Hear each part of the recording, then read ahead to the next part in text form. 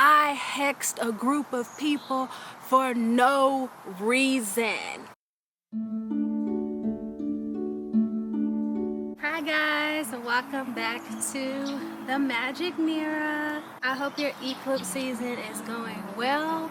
I don't know if you can see it, but some things are coming to the surface. Whether that is things that I talked about in my last video, or if you're noticing some collective shifts, because it's a little spicy outside right now. But we're not going to get too much into that today. I may save that topic for another video.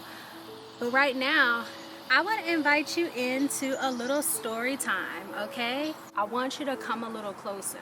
I want to tell you guys about a time I hexed a group of people for no reason. Now, when I say no reason, I don't really mean that I hexed them for no reason. First off, let's talk about what a hex is. Hexing is a really juicy topic in spiritual ATR spaces, ancestral veneration spaces. It's a really juicy topic that we don't really talk about openly because it's taboo. It is taboo and it should be kept that way. In spirituality, in spiritual spaces, a hex is a spell that is cast to enact some type of immediate karma, right? A lot of our major religions like Christianity and those of the sort are based in giving people second chances, giving people the benefit of the doubt, turning the other cheek. Many of our ancient ancestral traditions, they didn't work like that, okay? They were very karmic based. It was very much you get in, you get out what you put in. You weren't just allowed to go through community and go through life without reaping what you sow, right? And I do believe that there's a little bit of both that are true. Karma is going to happen regardless of what we do. God doesn't play, ancestors don't play. And so a lot of times you don't have to hex people because eventually they're gonna hex themselves. However, sometimes we find ourselves in situations where we might feel like we don't have a choice. We might feel like we need to protect ourselves by somewhat desperate measures, or we need to put up some type of spiritual barrier or guard against some dark forces, some evil eye, some gossiping, running mouths, okay? And that's when we may call on our spirits or call on entities to help us do those things. Hexing, it may not always, but it usually includes some type of candle work. It usually includes different herbs, maybe even some herbs that have been reduced down to powder. It may include like some incantations. Even some hexes include Bible scriptures and verses, bodily fluids, although I don't really get down with stuff like that. I don't really like stuff like that. But yes, it may include a lot of different things depending on your ancestors, your traditions, your practice, your viewpoint. Hexing is not always bad. In fact, sometimes it can be viewed as a necessary component to life and spirituality. But this leads me to an important conversation that I want to have with you and a story time too. So let's go ahead and get into the tea. I was working at a job. I felt very, very targeted. I felt like I was always being watched.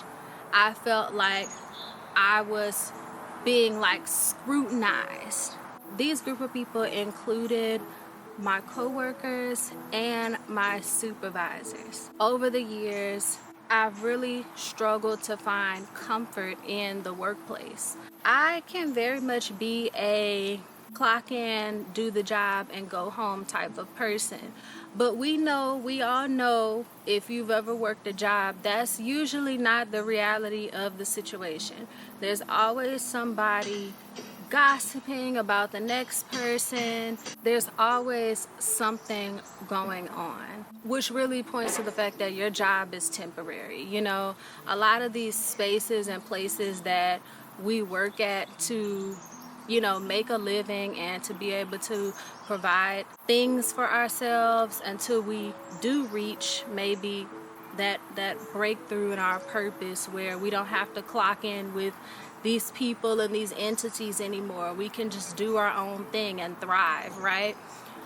Until we get to that space, a lot of these jobs are just temporary vehicles that we're using to get us to a checkpoint in our lives. I've really had to just come to accept that and realize that. If you guys go back into my older content, you'll see that I have really struggled with employment, especially during and after the pandemic. I've been making it. Sometimes I've felt like I was in survival mode. I've definitely been a brokey, okay? But, you know, I had to change my perspective of what I was going through and realize that I was being shown an open road, but it was my choice to choose that path back so that I could continue to move up in my journey and not settle for less. Even in this situation, I was being shown that same principle. However, out of fear and knowing how hard it is to find a decent paying job, let me not say good, but find a decent paying job that does not completely exhaust you, does not completely annoy you, and maybe you have some level of interest in what you're doing. It's hard to find that, and it's hard to keep opportunities like that.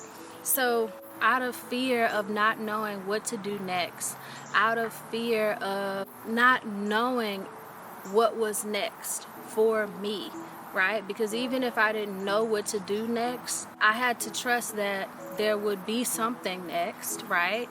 But I couldn't even do that. And so being so consumed and with this environment and focused on doing whatever I have to do and being in that survival mindset, I said, ancestors, we about to hex. We about to hex somebody, because they got me up. Feeling like I was constantly being targeted, feeling like I was constantly being picked on, feeling like I was being watched to like an uncomfortable degree, as if like, you gotta watch her, she might do something. Like, it was just some weird activity going on. On top of that, y'all might be uncomfortable talking about colorism and talking about featureism, but that does not help me in my life. I know there's a lot of beautiful women in the world. I've seen a lot of pretty people, okay? But for some reason, people just cannot get over me being light-skinned and having light eyes and having, a cute shape and, all the rest, right? I was just the token that some people decided I was going to be the example. I was going to be the one who got mistreated and punished unfairly for things that other people were also doing, but got off the hook with or were dealt with in a different manner. I decided I'm about to go to the spiritual shop. I went in my little spiritual toolkit at home and I read up on some herbs and I said, okay, we about to get some stuff popping. I went to the spiritual shop and I purchased a powder. I ain't gonna tell y'all what it is. And I purchased some other herbs and candles and I started doing a protection spell. Now, I don't always consider protection work a form of hexing, because my ancestors told me a long time ago, the best magic you can do is on yourself. Anytime that I do a protection working, I'm focused on me. I'm not focused on all the people that are against me or all the messy people talking about me. I'm just focused on how can I get out of this situation? What can I do to change this situation? And I actually have a reel about that where I say, sometimes the protection work is not about defending yourself. It's about making sure you're not on the offense all the time, because sometimes we do too much and then we say, oh, I need protection. Right? But you was doing too much. You were doing too much in that situation. That's why you needed protection in the first place. That wasn't the case here. I was literally just doing my job, really trying to do the bare minimum. And I was being targeted because some people were jealous, okay? They had jealousy and insecurity issues, and they didn't like that. Oh, this girl is cuter than most people in the room. All right, there you have it. There's the tea. I set everything up. I went into my protection ritual mode. This powder that I bought, I never used it before, but I set an intention. I brought it to the job site. I spread it as many places as I could. Within just a few days, things started breaking, and everybody who was working directly next to me got miserably sick. People were sick for weeks, y'all. They were wondering, oh, I don't know, this just came out of nowhere. This came out of nowhere. Oh, I'm so sick. Oh, I'm so miserable. Oh. They were, coughing and sneezing and snotting all over the place. The main person that it was meant to target, the sickness started with them. And that person ended up passing it around to everybody else. Everybody got sick except me. And I knew that this was the hexing from the powder that I spread because of the timing that everything happened. And I don't believe in coincidences, guys. Here's a little tip. If you really want to tap deeper into the spiritual realm, you need to stop believing in coincidences. Nothing is a coincidence. Rarely is anything a coincidence. What I accomplished with this powder that I used to hex my job was getting the scrutiny, getting that evil eye, getting that negativity off of me, okay? I was able to totally redirect their attention to themselves because they were so sick. They couldn't focus on hating me. They couldn't focus on being jealous. They couldn't focus on bullying and targeting me. They couldn't focus on any of those things because they had to blow their nose every 30 seconds. Every 5 minutes they had to sneeze. They didn't even have the capacity to be negative and throw that energy my way. And so my hex definitely worked. However, it was a temporary solution, and what I really needed was fundamental change. If I fast forward this story, 4 months later, I actually resigned my position and I left that job for something better. But it started with me trusting myself. It started with me honoring my feelings and believing that I was mistreated. I had to trust that I had a valid experience.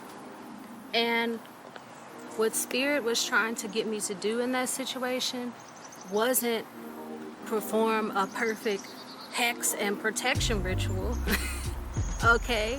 Even though, yes, it was successful in the fact that it temporarily diverted the attention, the negativity, the evil eye, whatever you want to call it, off of me.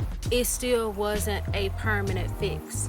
If you really want to hex people, if you really want to throw people for a loop, if you really want fundamental change in your life, in things that are bringing you discomfort, in things that are giving you evil eye, guess what? You have to face what you really need to do in this situation. And it might be to leave. You don't need to do some elaborate hex or protection ritual.